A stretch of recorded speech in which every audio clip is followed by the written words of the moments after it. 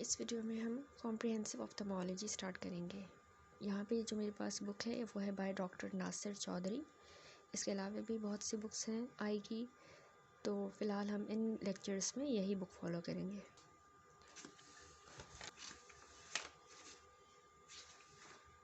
तो इसके ये फॉलोइंग कंटेंट है। सबसे पहले जो है हम आज एम्ब्रियोलॉजी नहीं करेंगे, ये हम बाद में देखेंगे। पहले हम आज अप्लाइड एनाटॉमी एंड फिजियोलॉजी देख लेते हैं। ये एम्ब्रियोलॉजी हम आगे किसी और वीडियो में डिस्कस कर लेंगे। ठीक है, तो इस वीडियो में हम चैप्टर 2 करेंगे, अप्लाइड एनाटॉमी एंड फिजियोलॉजी। ठीक है, तो यहाँ पे लिखा है कि जो एक्सटेंसिव एनाटॉमी एंड फिजियोलॉजी है इंडिविजुअल स्ट्रक्चर ऑफ द आई की, वो जो है वो रिस्पेक्टिव चैप्टर्स में है। यहाँ पे ग्रॉस फीचर सिर्फ डिस्क्राइब हुए हैं। सबसे पहले हम डिटेल में देखेंगे ऑर्बिट। ऑर्बिट क्या है जी? ये पियर शेप्ड कैविटी है विथ एपेक्स डायरेक्टेड पोस्टीरियरली। ठीक है, posteriorly, medially and slightly upwards with a stalk lying within the optic canal। ठीक है, मतलब स्लाइटली जो इसका एपेक्स होगा ना वो थोड़ा सा पोस्टीरियर, मीडियल और स्लाइटली अपवर्ड होगा, और इसका जो स्टॉक होगा ना वो ऑप्टिक कनाल के अंदर होगा।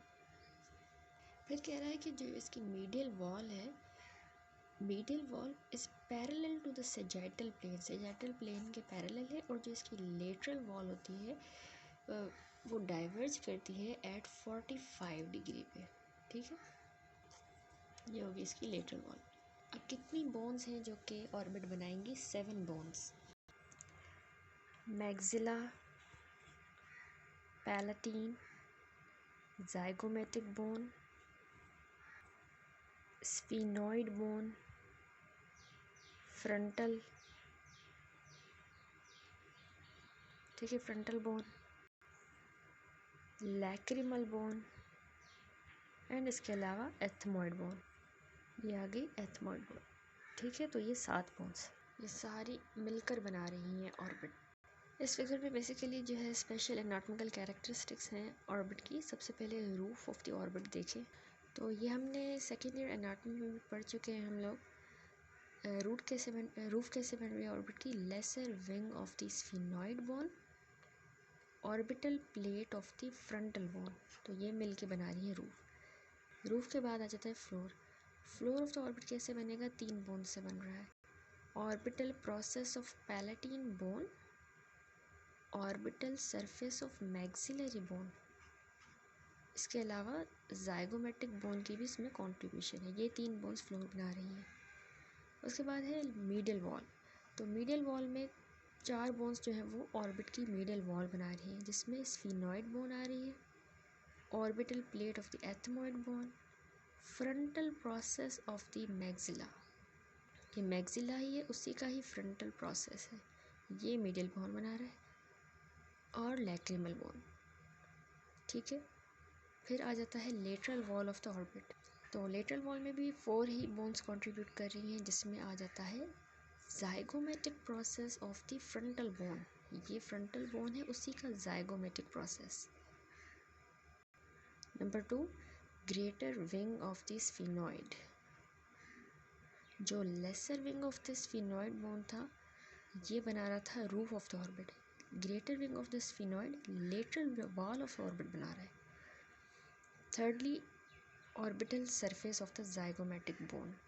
ठीक है, ये हमारे जाइगोमेटिक बोन है, इसका ऑर्बिटल सरफेस जो है ये लेटरल वॉल में कंट्रीब्यूट कर रहा है। That's it.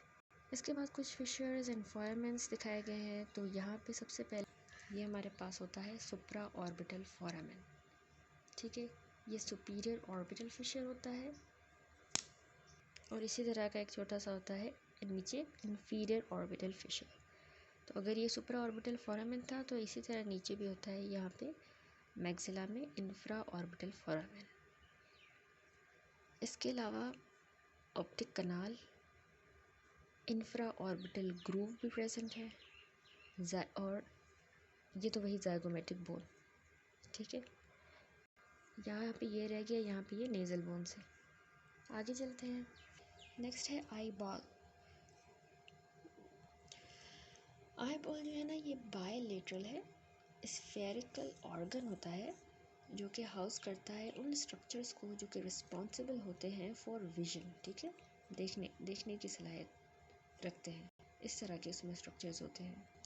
और ये आई बॉल उसी बोनी कैविटी में प्रेजेंट होता है, लाई करता है, जो पीछे हम देख के आए हैं bony cavity, within the facial fibres, within the facial skeleton.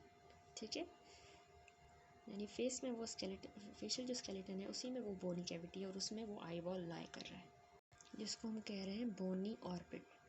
Eye ball जो है ये कंसिस्ट करता है 3 लेयर्स या कोट्स। नंबर 1 पहले देखते हैं आउटर फाइबरस लेयर, जिसको हम कह रहे हैं कॉर्नियोस्क्लेरल लेयर। तो ये कॉर्नियोस्क्लेरल लेयर जो है ये प्रोटेक्शन देती है और शेप देती है to the inner structures of the eye ball को। ये अब फर्दर डिवाइड हुई है कॉर्निया में एंड स्क्लेरा में। तो कॉर्निया को सबसे पहले डिटेल में देखेंगे।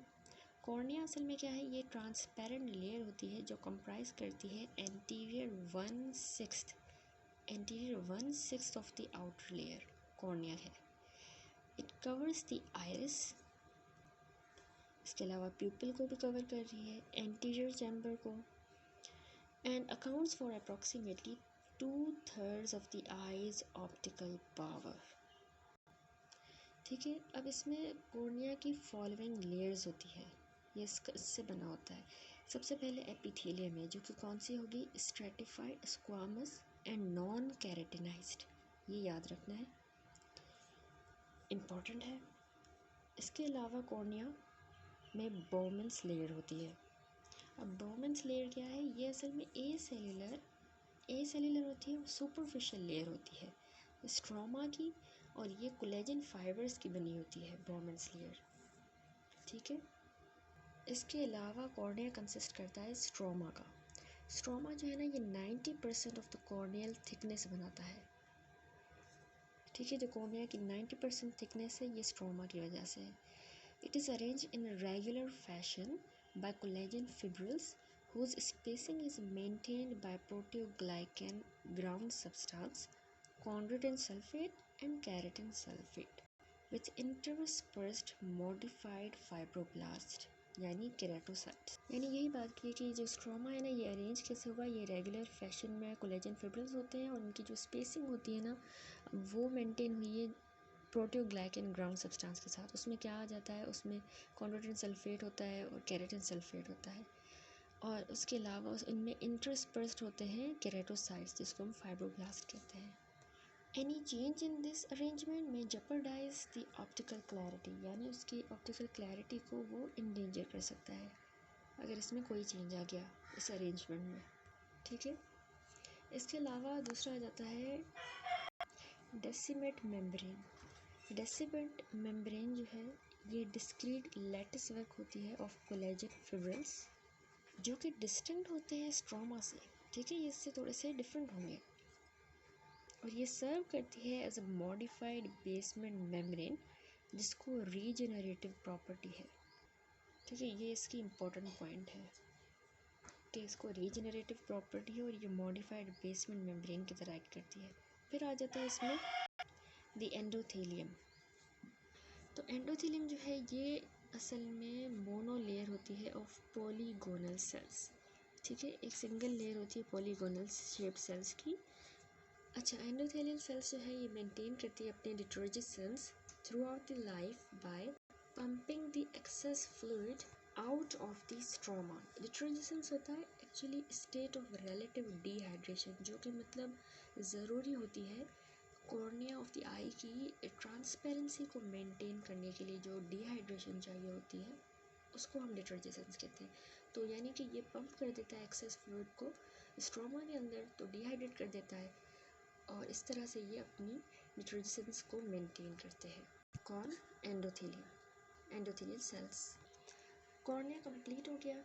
हमने आउटर फाइब्रस लेयर को यानी कि कॉर्नियोस्क्लेरल लेयर को कॉर्निया एंड स्ट्रोमा में डिवाइड किया। नेक्स्ट स्ट्रोमा देख लेते हैं, आई मीन स्क्लेरा में। ठीक है, स्क्लेरा क्या है, ये एक डेंस कोलेजिनस फाइब्रस स्ट्रक्चर होता है जो कि कंप्राइज करता है posterior 5/6 of the outer layer. Cornea 1/6 of the anterior बना रहा था, 1/6, और ये पोस्टीरियर 5/6 बना रहा है स्क्लेरा।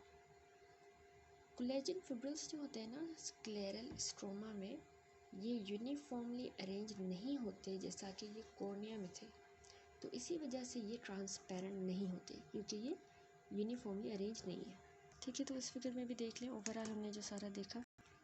कॉर्निया में सबसे पहले एपिथेलियम आ जाती है, उसके बाद बोमेंस मेम्ब्रेन की लेयर है, स्ट्रोमा आ गया, और उसके बाद डेसिमेंट मेम्ब्रेन हमने देखी, और फिर एंडोथेलियम। ठीक है, अब आगे हम आ जाते हैं ब्लड सप्लाई पे। ब्लड सप्लाई की बात करें तो आर्टीरियल ब्लड सप्लाई जो है ये ड्राइव होती है anterior and posterior ciliary arteries के साथ। ठीक है, कॉर्निया को जो अराइज करती हैं फ्रॉम ऑप्थाल्मिक आर्टरी। ठीक है, ये उसकी ब्रांचेस है ऑप्थाल्मिक आर्टरी की। उसके बाद बुक में बात की इसने लिम्बस की कि ये 2 मिलीमीटर वाइड ट्रांजिशनल जोन होता है कॉर्निया और स्क्लेरा के दरमियान का, जिसमें ट्रेबिकुलर मेशवर्क होता है, जहाँ से मतलब एक्वस ह्यूमर जो है ये ड्रेन करता है। ठीक है, तो उसको हम लिम्बस कहते हैं। आईबॉल की दूसरी लेयर या दूसरा कोट कह सकते हैं वो डिस्कस करते हैं, जिसको हम कहते हैं मिडल वास्कुलर लेयर या फिर यूवियल लेयर। अब ये जो है लेयर ये भी डिवाइड हुई है 3 पार्ट्स में। सबसे पहला है कोरोइड। ठीक है, तो ये जो कोरोइड है ये सप्लाई करता है आउटर रेटाइना को विथ न्यूट्रिएंट्स और मेंटेन करता है temperature and volume of the eye. Eye का टेम्परेचर और वॉल्यूम मेंटेन करने में इस कोरोइड का रोल होता है। कोरोइडल सर्कुलेशन जो है जो कि अकाउंट करती है for 85% of the total blood flow in the eye, is a high flow system with relatively low oxygen content। ठीक है तो ये हाई फ्लो सिस्टम, लेकिन इसमें ऑक्सीजन कंटेंट लो है, और ये 85% हमारी टोटल ब्लड फ्लो होता है आई का जो कोरोइड में जाता है, यानी कोरोइड के थ्रू होता है। ठीक है, इसके बाद नंबर 2 हमने डिवाइड किया है यानी कि इसको कोरोइड में, नंबर 2 सीलियरी बॉडी में। अब ये आ गई सीलियरी बॉडी। सीलियरी बॉडी जो है ना ये पार्ट है आई का जो इंक्लूड करता है सीलियरी मसल भी इसमें आ जाता है, जो क्या करता है कंट्रोल करता है इस शेप ऑफ द लेंस को। इसके अलावा इसमें सीलियरी एपिथेलियम आ जाता है जो कि एक्वस ह्यूमर को प्रोड्यूस करता है। ठीक है, सीलियरी एपिथेलियम से ही एक्वस ह्यूमर प्रोड्यूस होता है, हमें पता है। एक्वस ह्यूमर जो है वो प्रोड्यूस होता है in the non pigmented portion of the ciliary body. ठीक है, सीलियरी बॉडी जो होती है ना इसका कुछ पोर्शन पिगमेंटेड होता है और कुछ अनपिगमेंटेड होता है। ये आप लोग डॉक्टर नजीब के लेक्चर्स देखेंगे तो उससे भी आप लोगों को क्लियर हो जाएगा।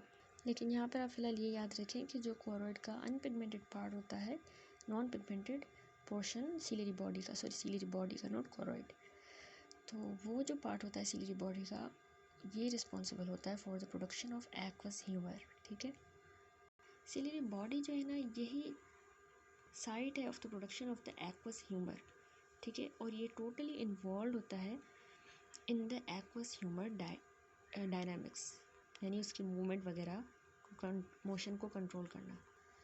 सीलियरी बॉडी जो है ये असल में एंटीरियर पोर्शन होता है ऑफ द यूवियल ट्रैक, जो कि लोकेटेड कहाँ पे है, between the iris and choroid, इन दोनों के बीच में। फिर इसमें लिखा है कि जो एंटीरियर पोर्शन होता है इसका सीलियरी बॉडी का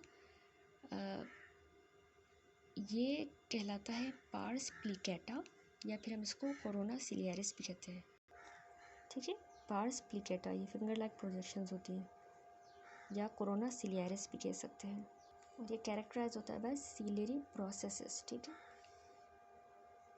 तो सीलियरी प्रोसेसेस को लार्ज सरफेस एरिया होता है जो कि एस्टिमेट हुआ है to be 6 centimetre square, 6 centimetre square. ठीक है, for the ultra filtration and active fluid transport, this being the actual site for aqueous production।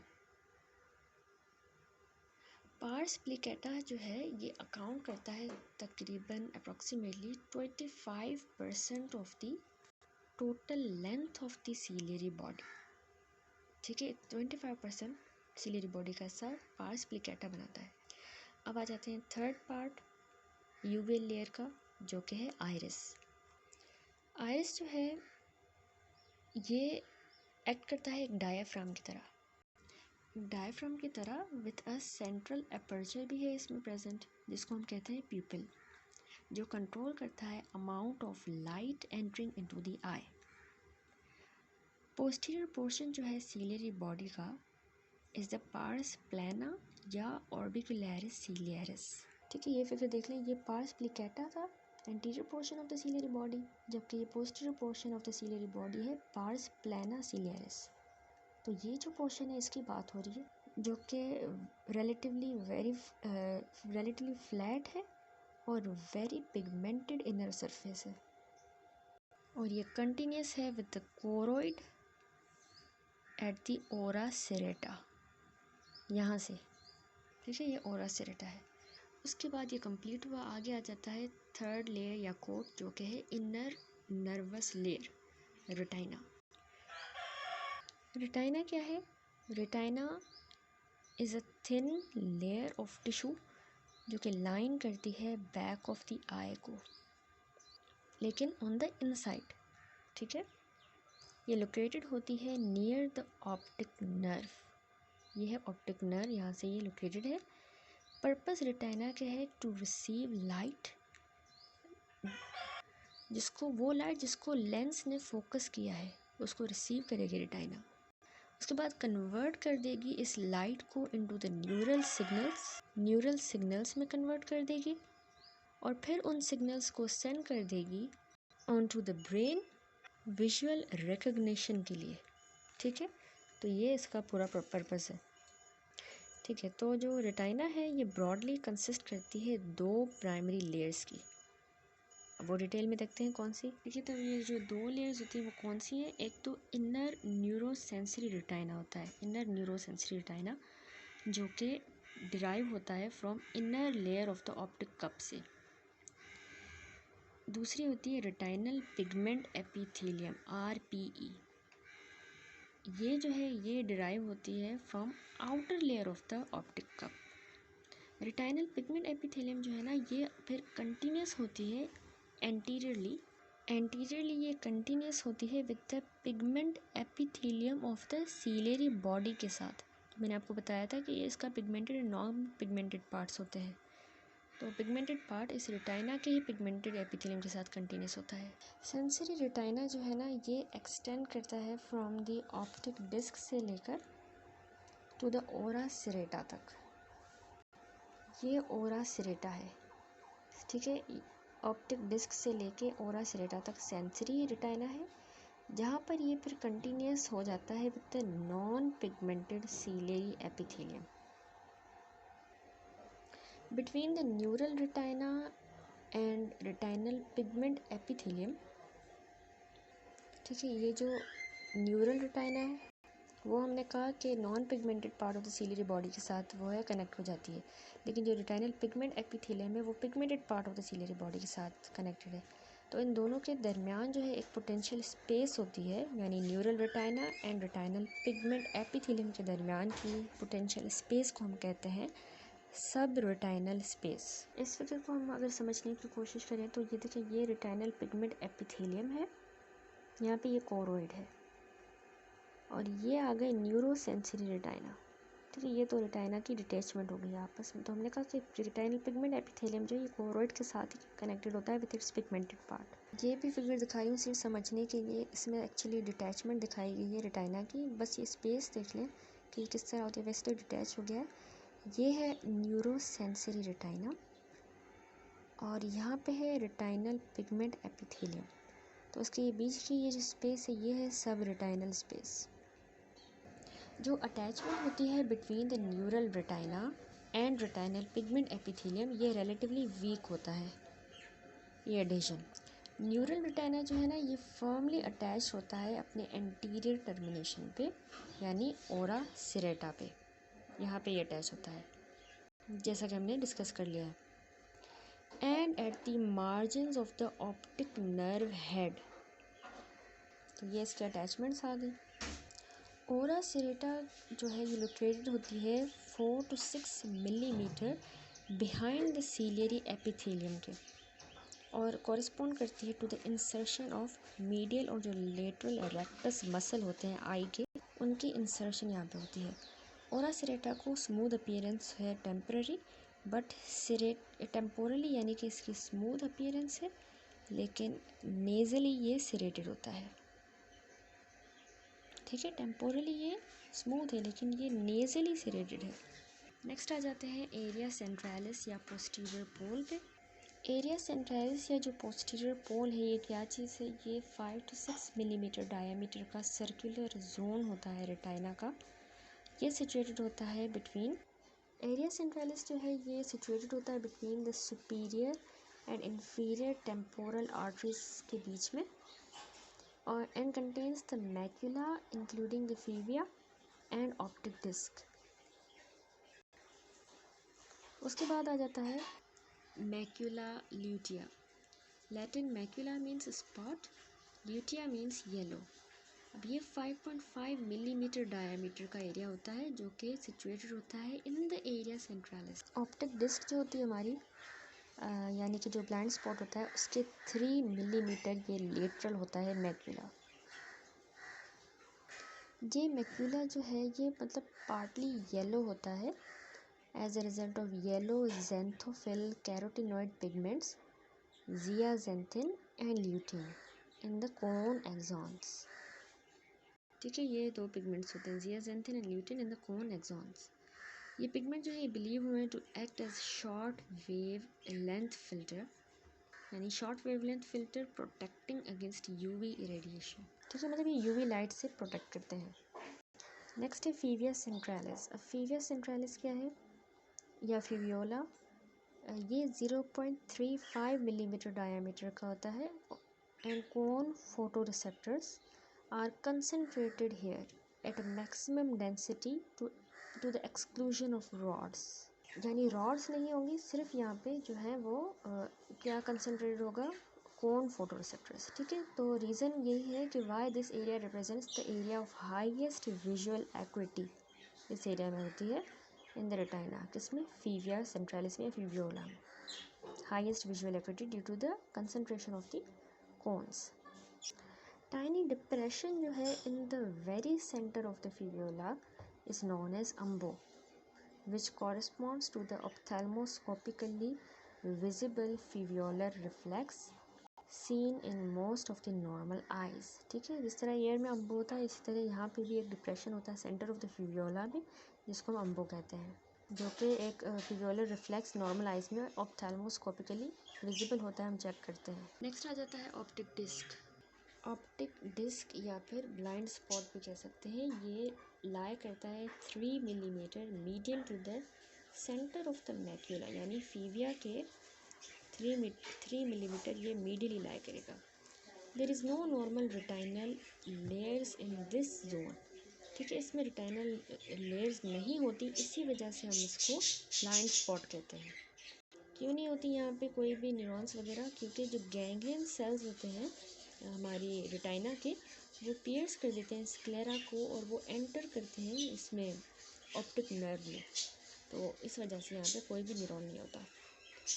ये जो पेल पिंक या फिर वाइटिश एरिया है तो ये 1.8 मिलीमीटर होता है इन diameter, 1.8 with a slightly raised rim। The central retinal vessels emerge at the center of the optic disc। ठीक है, यहाँ से इमर्ज करेंगी और ये पास ओवर करेंगी ओवर द रिम और रेडिएट आउट करेंगी टू सप्लाई द रेटाइना। ठीक है, जो वेन्स होती है ना ये यूजुअली लाई करती हैं लेटरल टू द आर्टरीज। इसके बाद इक्वेटर जो है ये इक्वेटर ऑफ द फंडस जो है ये सिचुएटेड होता है approximately 14 to 15 millimetre from the limbus. ठीक है, वहाँ से 14 to 15 मिलीमीटर। तो clinically one of the easiest way जो होता है to locate the equator of the fundus वो होता है to find the vortex veins. ठीक है, वॉर्टेक्स वेन्स अगर हमें मिल गई तो हम इसको इक्वेटर को लोकेट कर सकते हैं। Equator is imaginary circle drawn through the ampulla of the vortex ring. तो ये डिटेल में आगे आएगा, देखेंगे। नेक्स्ट है पेरिफेरल रेटिना। तो पेरिफेरल रेटिना जो है ना, ये रिमाइंडर ऑफ द रेटिना होता है। The distance from the optic disc से लेके टू द ओरा सिरेटा इस 23 से 24 मिलीमीटर तक का होता है ऑन द टेम्पोरल एस्पेक्ट, यानी इट्स टेम्पोरल एस्पेक्ट पे, ठीक है। और ये अप्रोक्सीमेटली 18.5 मिलीमीटर होता है on the nasal aspect. The peripheral retina जो है ना, ये थिनेस्ट यानी 110 to 140 माइक्रोमीटर थिकनेस का होता है। And the retina becomes thicker as it progresses toward the posterior pole. जैसे जैसे पोस्टीरियर जाएगी तो ये थिक होती जाएगी। नेक्स्ट है cellular structures in the retina. Neurosensory retina जो है ये मेनली बनी होती है 3 ग्रुप्स ऑफ न्यूरॉन्स की: photoreceptors, bipolar cells and ganglion cells. Other important neurons जो हैं जैसे कि एमाक्रीन सेल्स हो गए, हॉरिजॉन्टल सेल्स, इनका सपोर्टिंग रोल होता है, ठीक है। ये सारे हमने सेकेंड ईयर फिजियोलॉजी में पढ़े हैं। Photoreceptors, bipolar cells and ganglion cells जो है ये कैरी करते हैं न्यूरल सिग्नल्स को in a 3 step pathway through the retina. तो वो 3 स्टेप किस तरह होता है कि फोटो रिसेप्टर्स जो होते हैं ये असल में सेंसरी रिसेप्टर हैं, तो सेंस करेंगे। उसके बाद bipolar cells first order neurons की तरह, सेल्स की तरह एक्ट करके आगे गैंग्लियन सेल्स आ जाएंगे, तो वो सेकेंड ऑर्डर न्यूरॉन्स की तरह एक्ट करेंगे। नेक्स्ट है retinal pigment epithelial cells, RPE cells. Retinal pigment epithelium cells जो हैं ये सेल हेक्सागोनल शेप्ड का होता है, क्यूबॉइडल सेल, जो कि फोटो रिसेप्टर्स के बिहाइंड सिचुएटेड होता है। ये फिगर पहले भी दिखाई मैंने, तो ये फोटो रिसेप्टर्स है, तो इनके बिल्कुल बिहाइंड ये हेक्सागोनल शेप के रेटाइनल पिगमेंट एपिथेलियम सेल्स हैं, जो कि हेक्सागोनल शेप क्यूबॉइडल सेल्स हैं। RPE सेल्स जो हैं ये कनेक्टेड होते हैं एक दूसरे के साथ अलोंग देयर साइड्स, और ये एक सिंगल लेयर बनाते हैं। ये कैरी करते ये